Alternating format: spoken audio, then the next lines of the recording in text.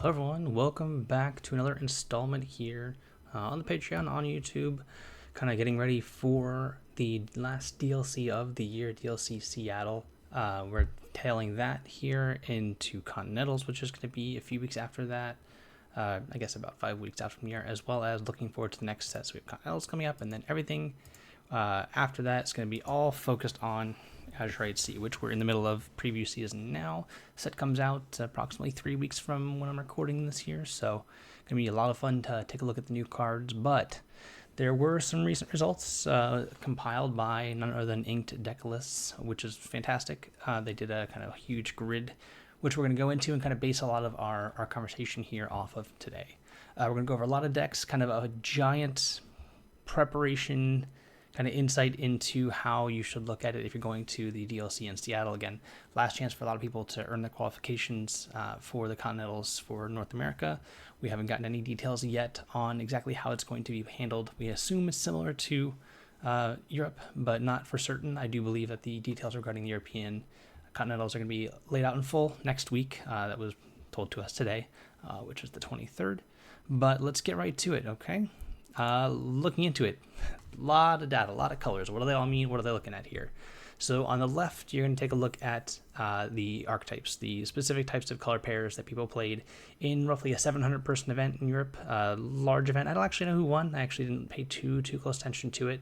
But really what we're looking for is the data. That's a big part of what you want to see. Sure, it's good to see if a deck that you like is on top, doing well in the top 8, top 16, all that stuff.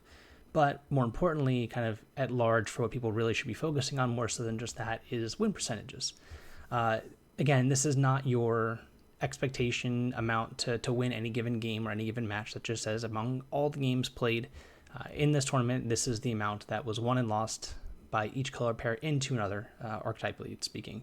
We're going to focus on the first 6 decks. Really, I could have shrunk this down a bit, but giving you a little bit more, cards or archetypes to consider there. We see that the Ruby Sapphire control deck Popsicles is labeled there, has 611 matches played. Steel Song is 524. Then we take a big step down to 388 and 380 for Amethyst Emerald Bounce and Amethyst Ruby kind of control. Then everyone's favorite Green Steel Discard and Hyper Aggro and Blue Steel. We'll focus on those 7 decks here. And you can kind of see a lot of win percentages. You kind of see why should I play certain decks. Why should you play Ruby, Sapphire, Popsicles, or Control, whatever you want to label it? It's pretty favored into Steel Song. 71% of the time it won the matches played. Against any of the other types of Amethyst, looks like Bounce for Amethyst Steel, and also Blurple, everyone's unfortunately favorite for some. It does well there. Not too many matches played to really make that a concisive win. It is seemingly a little bit favored into Green Steel Discard, which I think will come to a surprise to a few.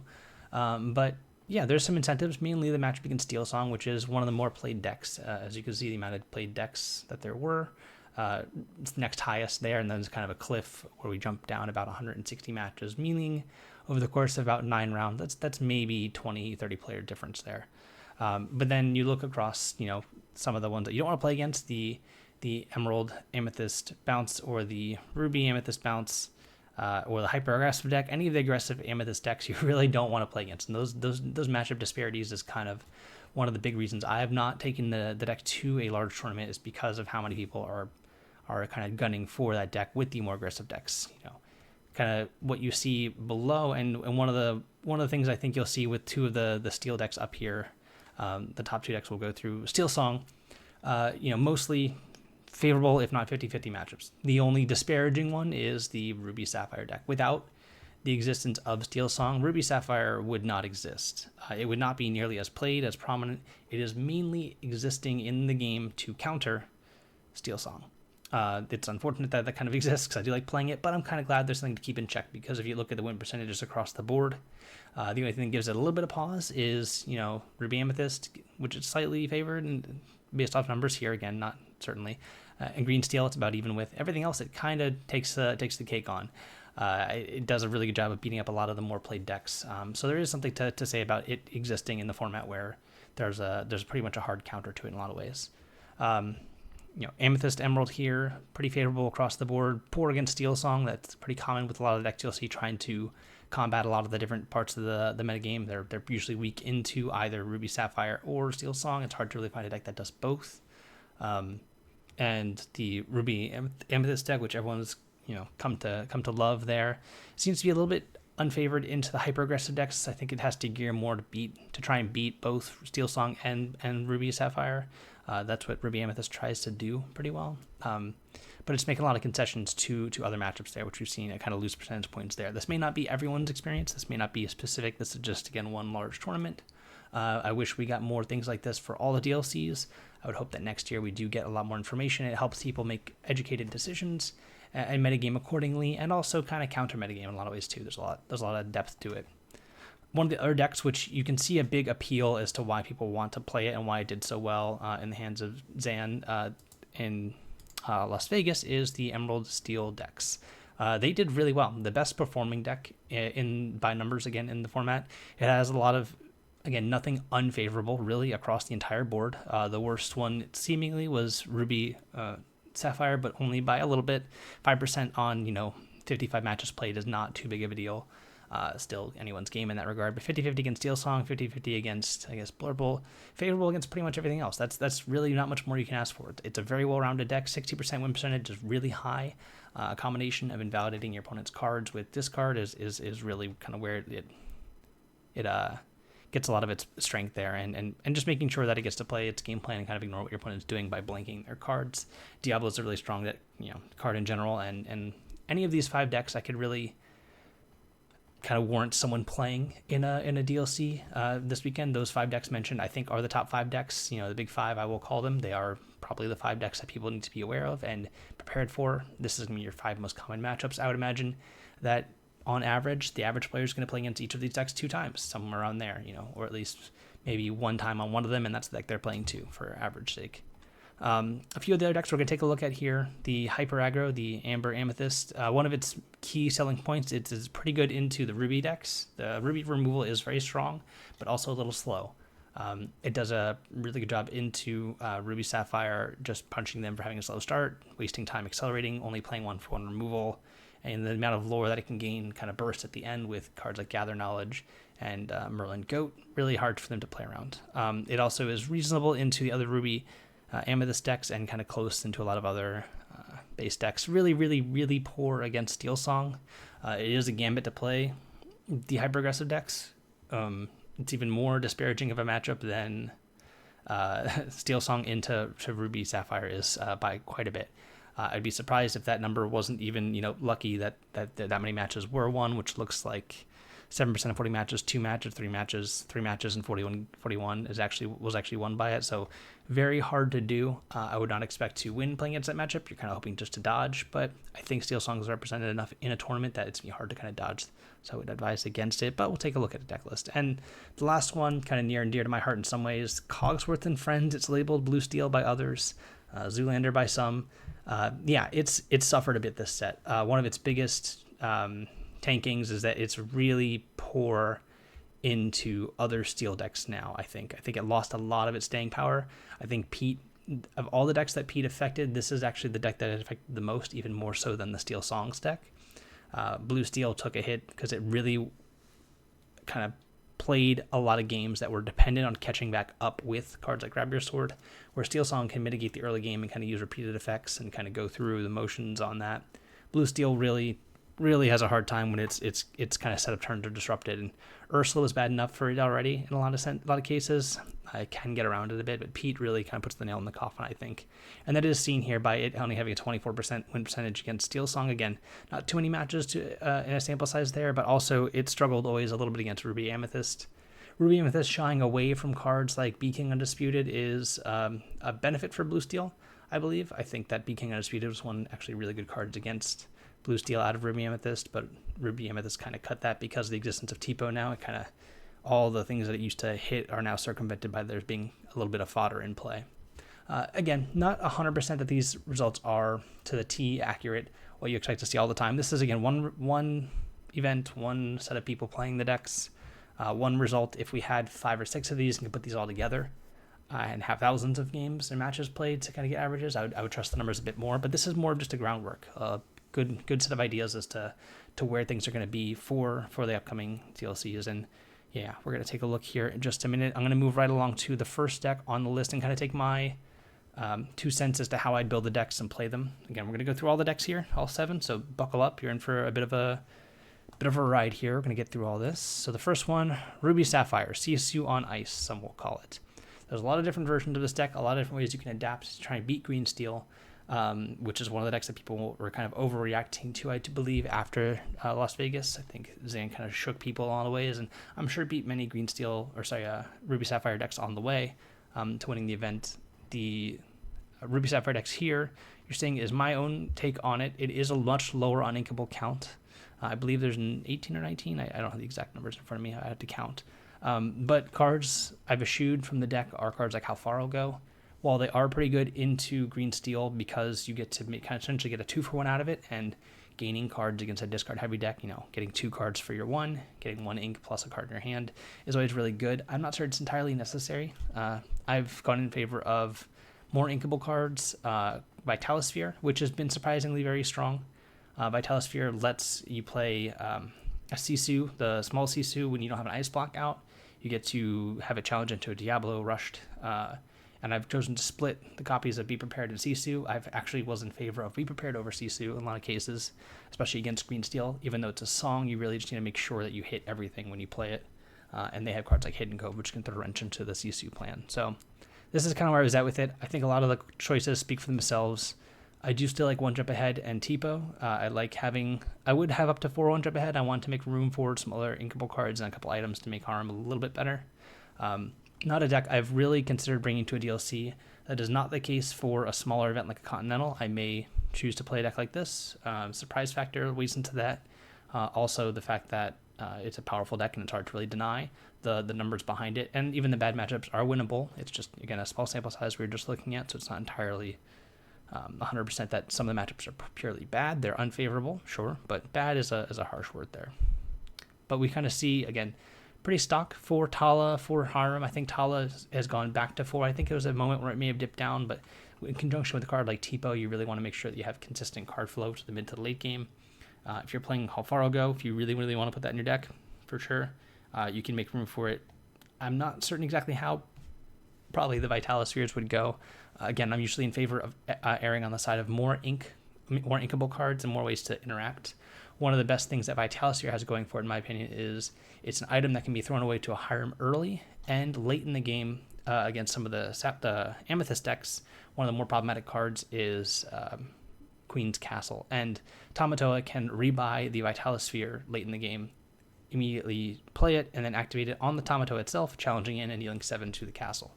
So Vitalosphere does a really good job at just helping trades work out. It actually makes Maui or Sisu trade into a big Cinderella out of Steel Song, which you don't need to be too concerned out of Steel Song, but it's still a nice little option to have going for you. And again, as mentioned, helping Sisu trade with Diablo if needed. Overall, very solid deck. Hideaway for any kind of items. It's also backup use on your own Popsicle if you really need to accelerate from 2 to 4. Kind of like a pseudo One Jump Ahead that you can ink. Important in the mirror match, of course. There are cards like Mufasa you could play. I'm not sure if they're necessary. I do like Lucky Dime. I've seen some of the European events. There's a player by the name of Guillaume Afotapa, very, very good Magic professional player, has played for as long as I've been playing Magic, which I remember watching Pro Tours in 2006, 2007, where he was doing well. A control player at heart, as few in conditions as possible. It's his game. No Lucky Dimes in the blue-red version he was playing. I'd have to take a look at that to really analyze what's going on with that, but I like Lucky Dime. I think it's really kind of a necessity in this type of deck to really threaten a lot of late-game board scenarios where you've built up a lot of items and you just need to close the game really quick. So I'm a fan of it there. Only 3 Visions of the Future. Visions is a strong card. It is ink a lot of the times. It's also really good to play late. It needs to be used appropriately. You need to kind of know what you're looking for with Visions to play it. Only 3 copies here because, again, I'm trying to fit in a lot of different tech cards, a lot of different ways to help kind of the deck play its normal game plan and not have to worry too much about what I'm digging for, if I'm digging at all. I'm just kind of really great top deck late in the game, but that's about it. But no, pretty stock. The deck is strong. Again, we're going to jump back here to the little grid at the top. You're with this deck looking to play against Steel Song the entire way through. That'd be great. Even green steel by numbers and some of the other Sapphire decks, you know, if you look at the blue steel decks, which I'm going to get to last, I believe here, which actually was the deck I played at Storage Championships last weekend, which I won. The blue steel deck is, you know, a fine matchup there. You're really looking to dodge the hyper aggro, mainly the Emerald Amethyst bounce deck, and also the hyper aggro Amber Amethyst deck. Emerald Amethyst and Amber Amethyst. Ruby Amethyst is a deck that you can win against. I don't think it's as bad as this number shows, especially with cards like Vitalisphere helping, taking care of Queen's Castle, which is, again, the problem card there. But big fan of the deck, like a lot of what's going on with it. I wouldn't be surprised. I'm going to say all bets are going to be off for North American Continentals. We're, of course, going to have a whole nother set with Azurite Sea coming out in the interim. But for what I'm going to play specifically, I'm not leaving anything on the table. So always keeping decks like this in mind. But let's go right along here. Next up, right after, of course, the deck that this deck is kind of designed to beat, Steel Song. So this is the latest and greatest kind of variation of the deck that I have currently sleeved up in front of me. I believe it's right here. Nope, that's Ruby Sapphire. It's over here somewhere. This is the version that I've kind of looked at after Las Vegas and kind of come to the conclusion that this is about as good as I can get it to be into the metagame and also into Ruby Sapphire. The main inclusion of cards you'll see here that change that matchup a little bit would be Lawrence. That's really the only and really big difference. Some of the numbers on Ursula's, Piglets, and Smees will vary here and there between different versions. Explicitly no lanterns in this deck list. I want all my cards to quest, be a song, or... No, that's really it. Quest or be a song. And Lantern doesn't do those things. Lantern's a card I think is very strong. It helps in a lot of matchups, and it is something I do miss when playing into pretty much every matchup, honestly. But there's only so much room for so many things you can do, and you really need to be proactive against Ruby Sapphire. And if it's as played as it seems to be, which is the most played deck, roughly 20% of any given field on average, you need to have a game plan. And this deck, while I don't think you're strictly favored into Ruby Sapphire with this version, I think this is the version that gives you the best chance to win. 4 copies of Smee, 3 copies of Piglet, and Lawrence dodges a lot of the removal, dodges Medusa without an ice block, dodges Sisu pretty much all together unless it's damaged, which their deck doesn't really damage you very well. The 3 Naveen's is a concession to the fact that I don't have the ability to play it as early, so it is not something I'm looking to keep in my hand. With Lantern, I think I'm still on the 4 copies of it. Without Lantern, I think I'm on 3. This deck's only 15 uninkables, which is pretty low, lower than other versions I've played. Of course, other versions containing Lantern.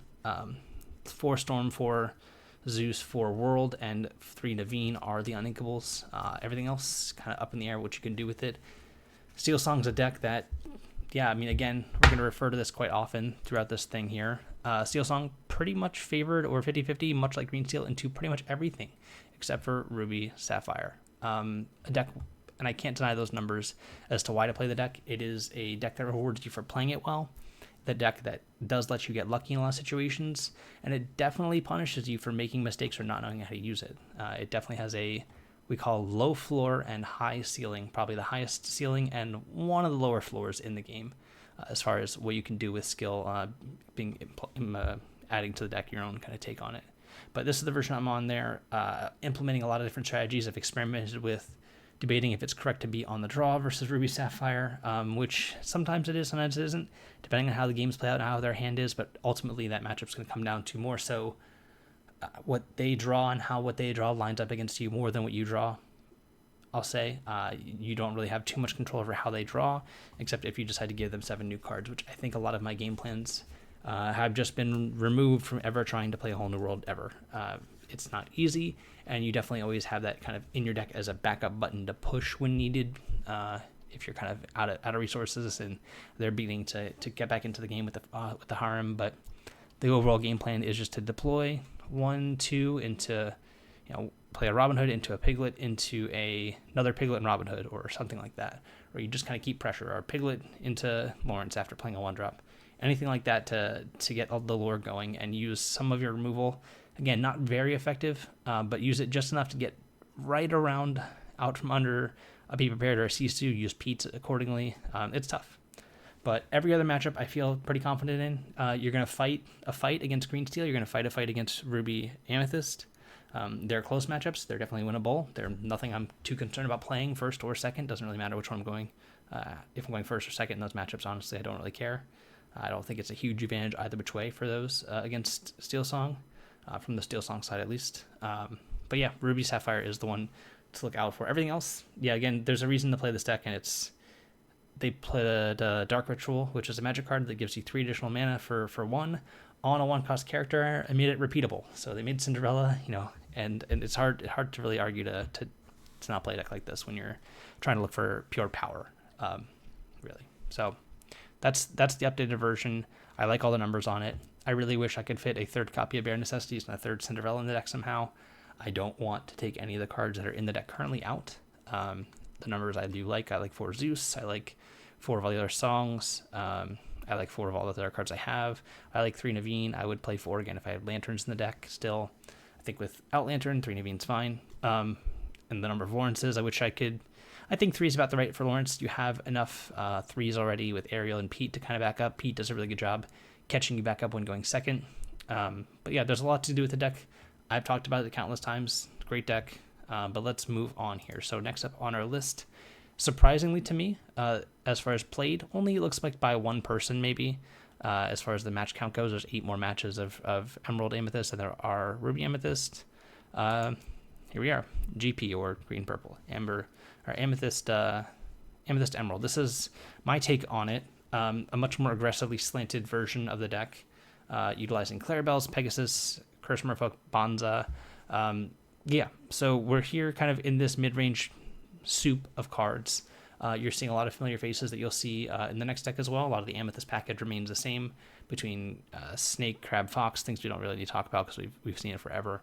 One of the incentivized reasons to play this deck is you get to have that inevitability with the Merlins, Goat and Crab, combining it really with the ability to recur cards like Ursula to have much more of a fighting chance into Steel Song, I would say, than otherwise. It's not necessarily a good matchup for you in any way. I think that's still pretty poor because you're not sweeping Steel Song. Steel Song's really, honestly, one of the best aggressive decks in the game when it gets to be, as far as fighting all the other cards, when it doesn't have to worry about cards like Be Prepared, which is against the other Ruby decks and things like that. But yeah, you're really trying to pair here a lot of the aggressive elements that you're afforded in these colors, Pegasus being one of the main ones, just kind of questing uninterrupted, counting the turns down. Every single turn is one step closer to winning. And some of the one-ofs you'll see here, Curse Merfolk, I wanted another copy of a 2 lore quester because I felt like I wasn't having enough ways to generate lore mid to the late game. 1 copy of Jacques, which really is similar to Lyle. It does a good job of stymieing some of the questing through with a Tamatoa or a Hiram, slowing those things down. Functions a bit differently, but really I wanted another, again, 2 lore quester to add to the deck, and it's inkable. The count was getting a little bit higher than I wanted to with Lyle, Curse Merfolk, and Bonza. Again, Bonza being pretty strong. It's only weak into Cinderella. Everything else pretty much in the game I like the card into. Bonza's a surprising one. Just the stat line is quite good. Surhis to check Diablo in a lot of ways to help with that kind of matchup, and Kit Cloud Kicker to do the same, to bounce anything that's kind of sitting there, quite annoying. In a mirror match, it's a really strong card, bouncing cards like Curse Merfolk, Diablo, even the 3-cost Ursula, which is absent from here, even though we do still have Friends on the other side. It's the only song we would be able to sing. Important updates for this deck, of course, that's happened since set 4. Elsa, the 5th Spirit, and Clarabelle. Those 2 cards really added a new dimension and a way to go along with this deck. Elsa giving you, again, answers to cards like Diablo, but also ways to really answer pretty much anything. What happens a lot of times is you'll play against a Sapphire deck, they'll drop a Tamatoa, you'll have a Merlin Crab in play, and then just with the Merlin Crab in play, the Elsa and the Merlin can tag team to take out the Tamatoa. Merlin chips on it for 3 down to 5 health, and then buffs the Elsa. Elsa's 5 health can take out the Tamatoa. So just having a Merlin in play threatens to kill a Tamatoa with just an Elsa being played.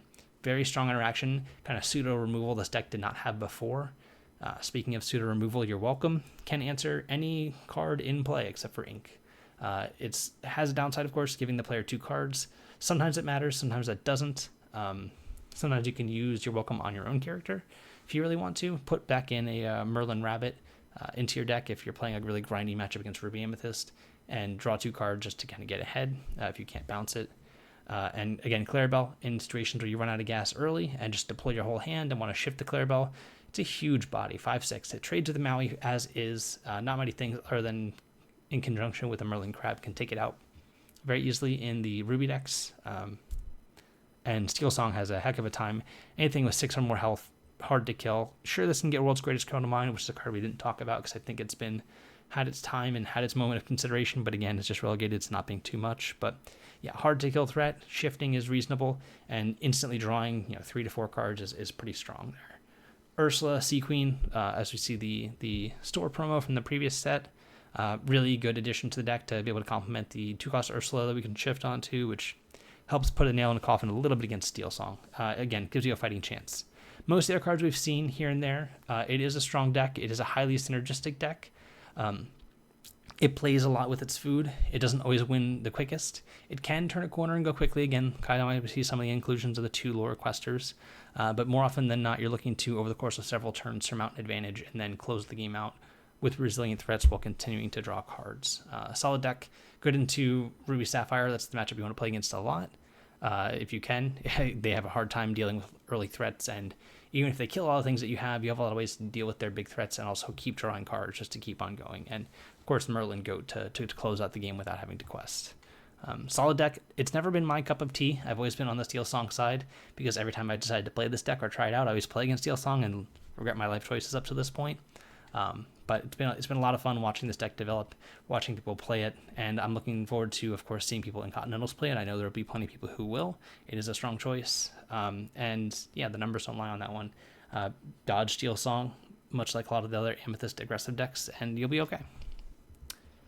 Now, moving right along here, again, when I say Dodge Steel Song, it wasn't the worst. 37% is not as bad as Steel Song into Ruby Sapphire, but we're going to go into the next Amethyst deck here, and again, a new version of it.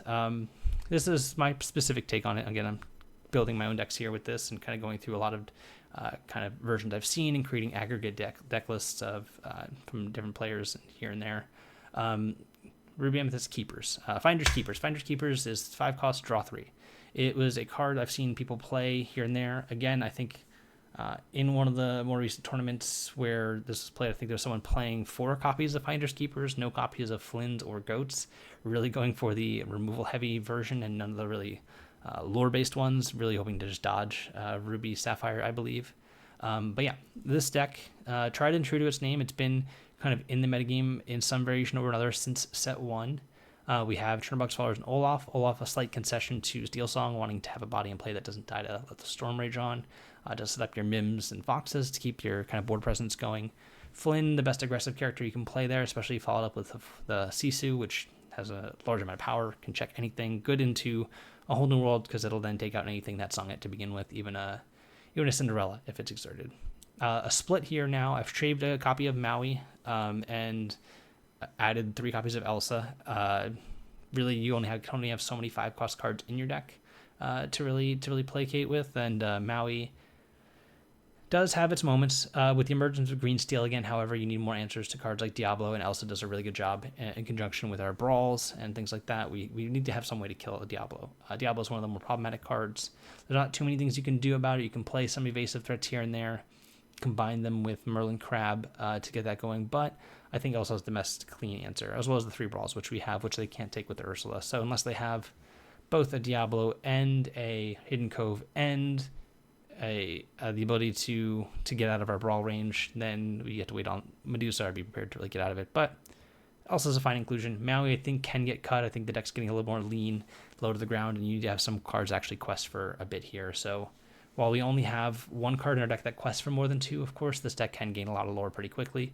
Flynn Rider, being inkable, of course, is a good double agent for both the early game and late game plays. But kind of transitioning here, speaking of heavy lore, things that you put into play, Queen's Castle, the best location still. Unfortunately, I wish it was the one more exciting that wasn't the one that just gained lore and drew cards. I wish there was one that did something to the board a bit more interestingly. And one we'll get to in a little bit later as well. There's a couple that have cropped up here and there that have been quite interesting to see develop over the course of the format. But Queen's Castle, of course, one of your primary ways to clear the game out, to end the game, one of the best cards that this deck has into Steel Song and Ruby Sapphire, depending on how they set up their deck and their overall board state.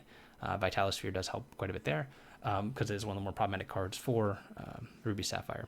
But Finder's Keepers. Green Steel is a difficult match for this deck to play into. Their ability to discard cards from their hand, as well as this deck's lack of an ability to really clear a lot of early characters, really relying on Brawl, which again there's only 3 copies of because there's sometimes where you just need to have more threats in your deck, and if you want to play Medusas and be prepared, got to make some room for something else. But Finders Keepers does help against the heavy discard decks. It just draws 3 cards straight up, and that deck is not very keen on questing for a lot very quickly, which again the next deck we'll take a look at here. So Finders Keepers, usually there's time enough to pull ahead, and in sometimes the mirror match you want to have a plethora of card draw when you are fighting the rabbit game plan, and if you run out of rabbits, or if your opponent's able to manage yours, or you still haven't found one, you need some ways to draw a bunch of cards. And Merlin Rabbit, I think in the mirror match, is one of the most important cards, being able to recur it, use that as consistent card draw. Friends on the other side, of course, as well. But Finders Keepers, just pretty generic, can't be taken by an Ursula, strong card. It can be inked if need be, if you're under the gun and need to just play something out, and a great top deck late in the game when you're just kind of at a stalemate. Be prepared, nothing to see here, kind of something we've seen throughout the entirety of this deck's existence, and of course Medusa as well. But strong deck, I can't necessarily personally recommend it for a best of 2 event. I think this deck struggles a bit more, and I think if people ever put any kind of strain on the play versus draw disparity, this deck kind of does that a bit because of how it plays with its food in the first 2 to 3 turns. Yeah, if your deck your entire deck costs 3 or more, it's going to look bad when you go second for sure. Except if you have some of your 1-drops, which arguably this deck could have more 1s and 2s. Functionally, this deck has 7 1-drops and 4 2-drops. Madam M Snake requires one of the 1-drops to be functional on turn 2, so asking a bit much sometimes, especially when Cinderella is running around trying to snipe those Triggerbox followers. You could play cards like Minnie Mouse instead of followers, but I think overall you'd want to have followers. It's one of the best 1-drops in the game. But yeah, strong deck. In a best of 3 tournament, this is always going to be a strong choice. It's hard to really outgrind the deck that just never stops grinding and has a bunch of removal and situation cards to get out of any situation there. So this is the take that I've had for it. Again, I wouldn't recommend specifically playing this deck strategy.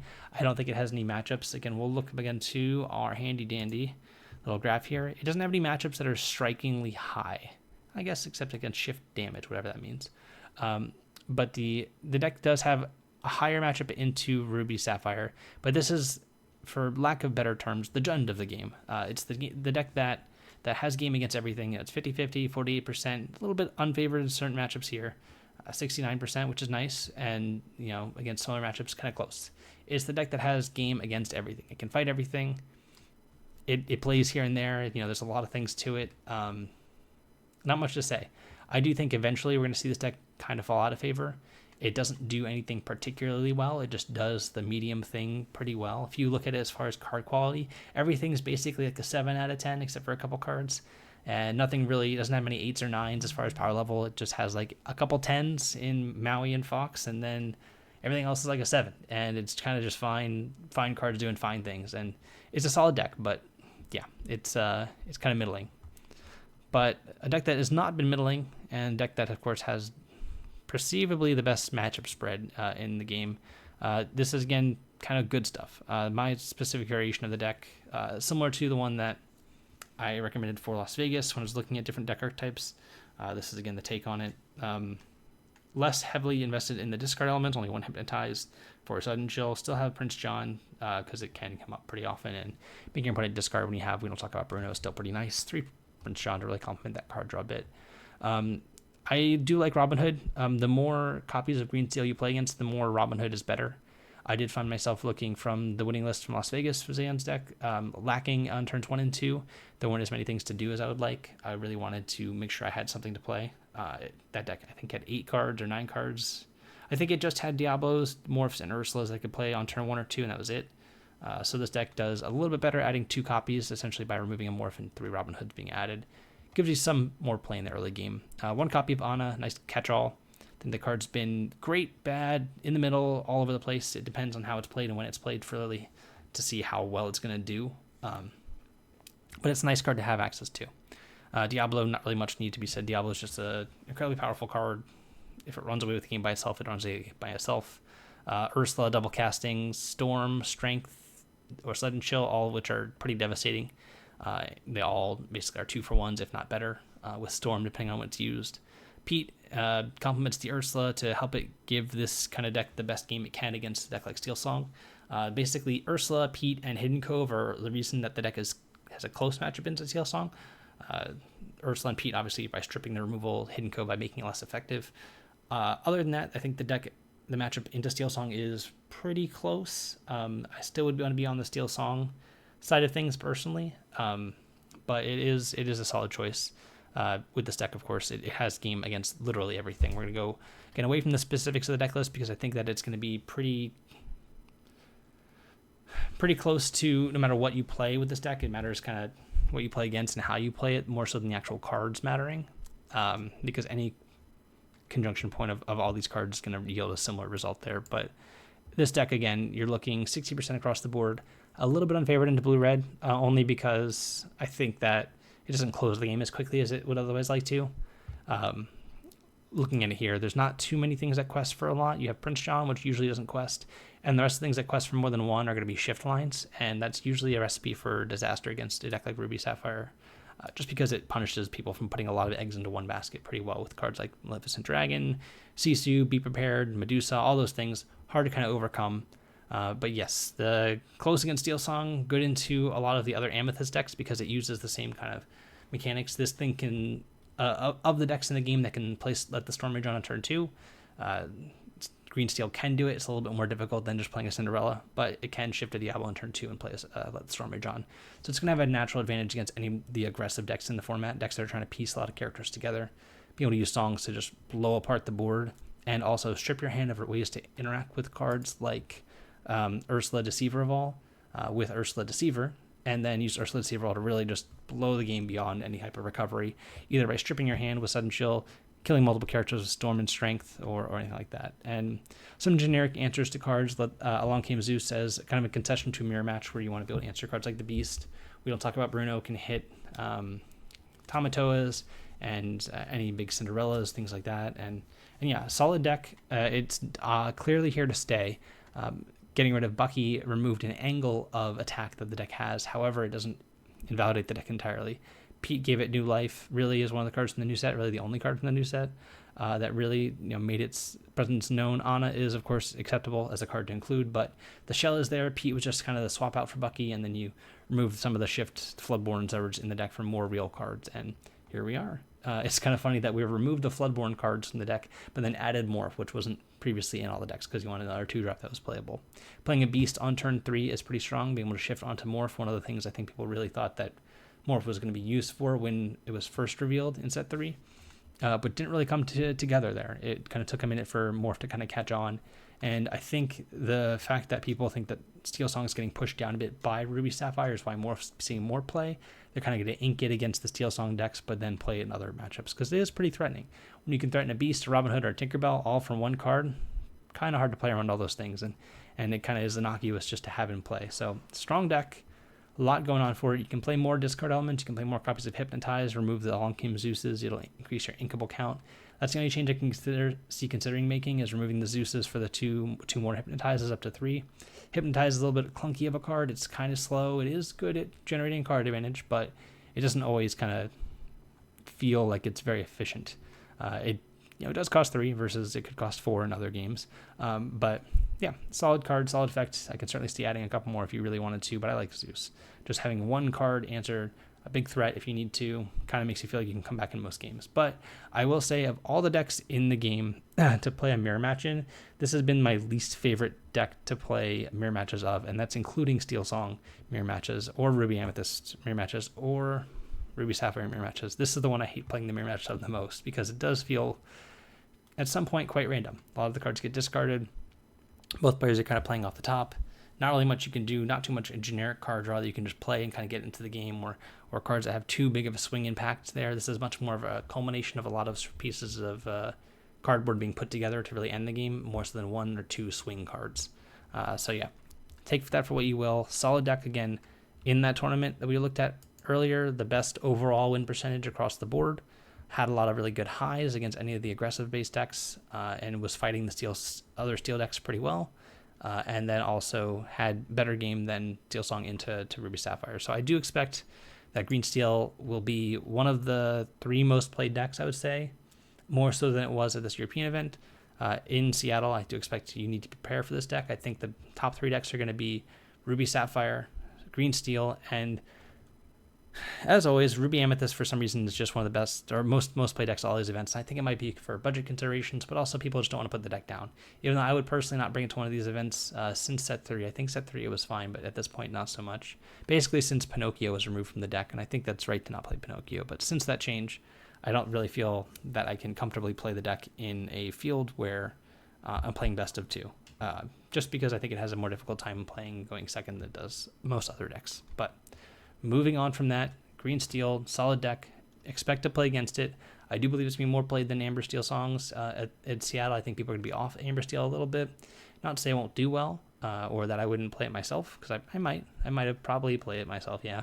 But I think that it's going to be more played because it's more comfortable. Again, the matchup spread we were just looking at, even though some of them are not as high as some of the Steel Song ones, some of the 90s and things like that, and some of the other varying matchups aren't as close. There's a couple that are here and there. I think this main one here with Ruby Sapphire, the matchup being significantly not as bad, really gives people some hope when it comes to playing that deck. So I definitely expect to see it. One of its hindrances has always been cost. It is one of the more expensive decks, if not the most expensive deck in the game. But yeah, solid deck. Really big fan. Expect to see it do well. Expect to see a lot of good players playing it, and be ready for it. Just don't expect to have too much fun playing a mirror match. That's all I'll say. But moving along from Green Steel, next up, Hyper Aggro. This is one of the first decks I built in the format, and not much has changed.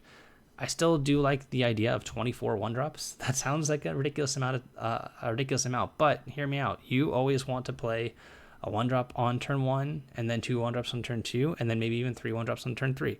You always want to just play as many things as you can, or you go, a Daisy Duck on turn 1, a Piglet on turn 2, and then 3 1-drops on turn 3. That's just what you want to do every time when you play this deck. So the best way to do that is to have 24 copies of 1 mana or 1 ink cards.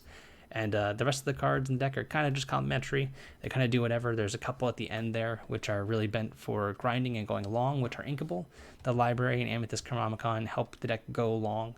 The Library is pretty strong on its own. 8 willpower is a lot by comparison to the amount of willpower that the characters in your deck have, but making sure that if you're in a situation where your opponent has to be removing some of your characters, not through challenging or even by challenging, you're getting some cards back out of it to draw into more late game cards like Merlin Goat and Gather Knowledge and Wisdom. Gaining 2 lore out of nowhere, strong effect. And speaking of gaining 2 lore, cards like Blue, which really hard to deal with if you're not able to just play a card like Let It Go or Under the Sea. It has a bodyguard built in that protects some of your early plays. It's one of the few cards where I'm happy that I went 1-drop into 2 more 1-drops into turn 3 Blue. Bodyguard, sure they had to kill it, but they gain some lore. And unless they can also kill some of my 1-cost characters, they're probably just going to die at that point. This deck cannot really beat Green Steel or Amber Steel songs. It is unrealistic to expect to have a good matchup into them. And anything you do to increase your win percentage in those matchups will lessen your win percentage against every other deck you play against. You kind of have to just accept the losses with this deck and move on. I will say that I think that for this kind of matchup spread and what we're seeing, you can clearly see Steel Song it has 7% win percentage against Steel Song and a 15% win percentage against Green Steel. And oddly enough, the Emerald Amethyst deck, which we looked at earlier, or something similar, it didn't do too favorably in 2, though I would imagine that's more of an anomaly. I think that matchup's fine. It's very close in a lot of ways. It might be specifically based off the build of the deck. Not to say this deck's a really good metagame call for doing generically well.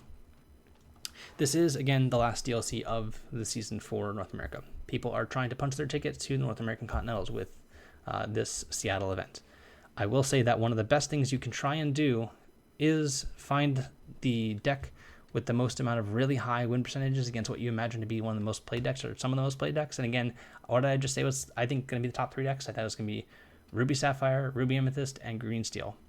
So if I'm taking this deck, I have a 79 into Ruby Sapphire, I have a 67 into Ruby Amethyst, and then a 15 into Green Steel. You know what I'm going to do? I can just hope and pray that I don't play against the bad ones. I play against the good ones only. And the ones that are close, like apparently the mirror match and looks like some of the other base decks here based off this graph, just hope I don't play against them. And that's a strategy you can use. If your plan is to do really well, punch your ticket to Continentals, yeah, maybe this is the deck to play because you just need to win so many amount of rounds to then get to a point where you need to win 1 or 2 elimination matches, and then you face your bad matchup. Okay, you face your bad matchup, you're out. That's fine. But you still got your ticket to Continentals. This is a deck that can do that. I'm not saying, again, it's my specific choice, but hey, I had half a mind to play this deck in Vegas just to hope I was going to play against a bunch of Ruby Sapphire, which I did end up doing, and I might have done a lot better if I had done this, but not to say that was a correct thing for me to do, but still. This is the list I've been working on for a bit. It hasn't changed too much. Again, I haven't spent much time recently. When the set first came out, I put a lot of time into it just to see if I liked it. Donald Duck is pretty flexible, giving you additional lore here and there, bodyguarding as well, protecting your cheaper characters. Maleficent, more of a throwaway kind of card. It's hard to figure out what you really want. You want something that's a body that you can chain into something else. And Sven, readying some of your characters like Daisy Duck, Piglet, Lilo, or Maleficent late in the game. Most of the time, Sven's going to be ink, but it's a fine card that quests for 2 and has a reasonable body. Amethyst Chronomicon's basically a card for when you go first and not really ever when you go second. The library is similar vein for when you're running out of cards, but you're really trying to go super long with those cards. And again, some of the control decks, some of the Sapphire ramp decks, you want to have those to, they're going to draw a bunch of cards anyway. So as long as you can make use of the cards more efficiently and draw the goats and the gather knowledge of wisdoms to close the game out, it doesn't matter if you give them extra cards, they're dead. So I like the list. Very aggressive. Again, I wouldn't play less than 24 1-drops, honestly. A lot of ways to take this deck, but really working on your sequencing, prioritizing, the ways you can get the most amount of lore out of the deal, questing at the right time. Sometimes it's right to quest into one character with one of your things that it might die into. Sometimes it's right to wait till you have 2 more characters, then quest with everything at once. Kind of have to weigh the odds on that and see how it all plays out and have, kind of your play as tightly as you can. This deck does have a pretty high uninkable count with between Lilo, Maleficent, Blue, Gather Knowledge and Wisdom. I think there's 16 uninkables, and Daisy, 20.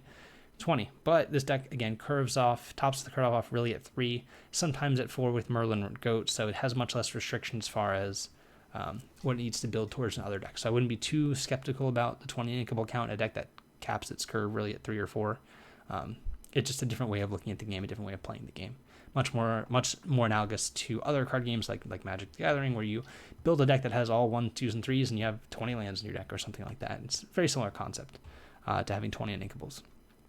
But yeah, solid deck. Again, this might be one of the best choices to take if you're trying to really just punch your ticket to Continentals, get the right pairings, and have an easy weekend. That's one way to take it. And honestly, it's not the worst idea. If you're playing in a Last Chance Qualifier, this is actually the best deck, I think, for Last Chance Qualifier, because you're done quickly or you win all your matches really quickly. You're done quickly, so you get to scout. That's one thing to do if you win your first round. Go look around what everyone else around you is playing, and maybe have a good idea, going to each round, what you're going to play against going forward. And if you lose quickly as well, which can certainly happen if you run into Steel Song or Green Steel, guess what? You're still in Disneyland and you can go have fun. But one of the best decks to play for that situation. And again, I'm not unreasonable. I don't think I'm being too ridiculous when I say that this is not an unreasonable choice to qualify for Continentals at Seattle. Last up here, we're going to go with what's named Cogsworth and Friends, which I'm not going to go with that name. I'm going to go with Blue Steel, our Zoolander special. And I'm going to go right into a bit here. I'm going to have some statistics on the graph here. This is actually, I have Blue Steel, Ariel, Nintendo. Nintendo, I sometimes label my decks that are more than 60 cards with funny names just to make sure I know that they're more than 60 cards. Nintendo 64 cards. This is the same deck I posted and went over last Friday about one of the decks potentially to play for Seattle, kind of a metagame gambit. But I added 4 cards. I added 3 copies of Visions of the Future and 1 copy of Mufasa. I played at the top right there, you'll see Ruby Amethyst, which was 2-1.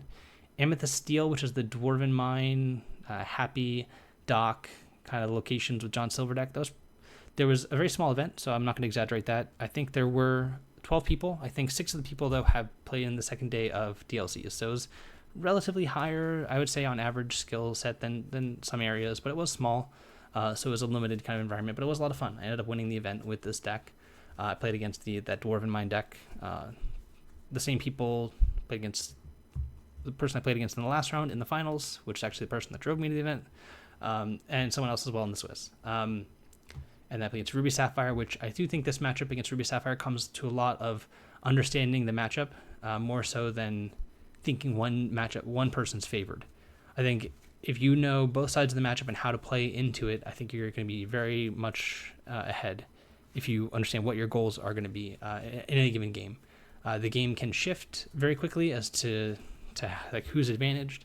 I think understanding that for Ruby Sapphire, one of your worst cards actually is Hiram, mainly because you're a whole new world deck on the other side. And one of the things that did happen in one of these games is I decked my opponent.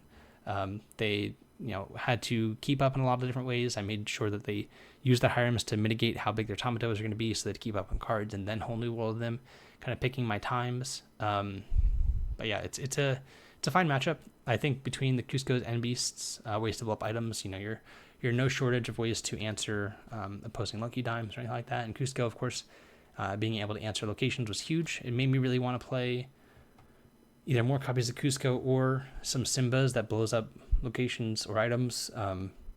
But that's heavily biased because I played against the Amethyst Steel locations deck like 3 times. So not sure if that's entirely correct, but it was good there too, or here too. The one Mufasa envisions the future. Of these games, if we just quickly count, I played, I think, 14 games. Mufasa won 7 of them, pretty much by itself. Every time it was played, it pretty much won the game.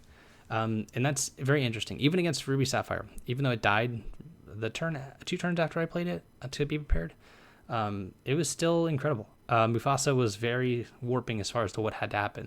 There wasn't a situation where they could Medusa it. I never played it into an ice block where they could then easily Medusa it. Or actually, no, the second game I did do that, but I had them use Medusa on my Hiram first, which you can bait pretty easily because they're pretty eager to use Medusas. There's not too many targets. You'll note there's only 3 Cogsworths. It's a concession to Sisu. And also the fact that you only really want it in the steel matchups. You have some cards for other matchups too. But Mufasa was, again, needless to say about how it's performed so far and has fit into a lot of different decks. It is hard to fit because you can only have so many uninkables. This deck, I think, has, I want to say a low amount. I think it's actually only 15, and this is a 64 card deck. I do need to actually make sure I know this number if we're talking about it here. Do apologies, a little bit of housekeeping going on. And I don't unfortunately edit these very much. Has a very low uninkable count by comparison. Yes, only 15 uninkables in a 64 card deck. You could certainly slim this down to 60 cards and still be playing 1, if not 2 Mufasas. I'm not sure exactly what I would remove. Currently, maybe the Smash was actually one of the cards that underperformed, though it was matchup dependent. Of course, I'd much rather have had Baboom given the matchups I played against. Dealing with cards like Flynn, dealing with locations, finishing them off would have been a lot better than Smash was. Smash is a concession to decks like Steel Song and cards like Hidden Cove, where you need to be able to answer it, either a Naveen or a Diablo on a Hidden Cove. And that's why I played Smash instead of Baboom. Although I do think that going back, I would switch back to Babooms. I think Baboom, the curve of being able to accelerate on turn 2 with T-Po or 1 jump ahead and then play a pop Fish Pump Quill into a 2-cost card, namely Baboom, it just can't be understated. It's a super powerful kind of line where you get to, when going first, answer your opponent's 2-cost play, whether it be a Flynn or Diablo, as well as have 5 ink to their 2 before they start their turn. Really hard to really argue with how that kind of plays out. The aerial, you only see 3 Tamatoa here because I think you only need so many finishers. I went over the details of the finishers in the previous video to this, specifically about Blue Steel. Again, the only changes from that list to this list was I added 4 cards to it to make it 64. Visions of the Future and Mufasa. Visions was fine. The idea was that you could always find a whole new world if you wanted it to. It never actually did that. It was oddly very flat. I think that it's not as good in a deck with whole new world as it will be as it is in Ruby Sapphire because they don't have any way to find what they need. But Visions of the Future is really good there at finding Hyrems and a pinch, Sisus and a pinch, things like that. You might still want a couple. I think I could shave Visions of the Future maybe for the other Mufasa if I wanted to play 2. Because it is good at finding whole new world. Sometimes you really need to find it. And of course, being above 60, you want to have more consistency to it. But being above 60 isn't something I think that I'd recommend all the time. It is just something for experimentation purposes. And yeah, this was a lot of fun. This event really showed how good playing Tinkerbell on turn 4 was. It's a deck that, if we look at the graph, which we're going to get back to here, didn't really have anything that was really good against. It was good against Emerald Amethyst, right? That was what it was good against. I think that it's fine. I think if you understand the matchup against Ruby Sapphire, I think you can be advantaged. I've actually only had success playing against it. Not to say I'm right in my analysis. It may be just how I approach the matchup is different than others, and that kind of accommodates for some of the perceived disadvantage. But this deck is very poor into Steel Song. I think that, again, Pete broke this deck's back with how it plays. And cards like Daisy. This deck has a big problem with Daisy. Where previously I would have been thrilled to play against the Amber Amethyst Hyper Aggro deck, I would not be too thrilled. If they have Daisy in their deck, I'm scared. That card is not easy to deal with. I don't have Hook, I don't have a Smee, I don't really think that they're necessary. I think they're kind of extraneous to a lot of what's going on. There's no copies of Lunkium Zeus in the deck either. I'll get to the specifics in the deck list then. You can also look at the previous video from last week where I went over the deck in more detail. But yeah, Steel Song being poor, really rough. Against Ruby Amethyst, I think that's a bit high. I think the matchup's a lot better than it used to be, actually. I think it is close to 50-50 because there's no Beat King Undisputeds in a lot of lists.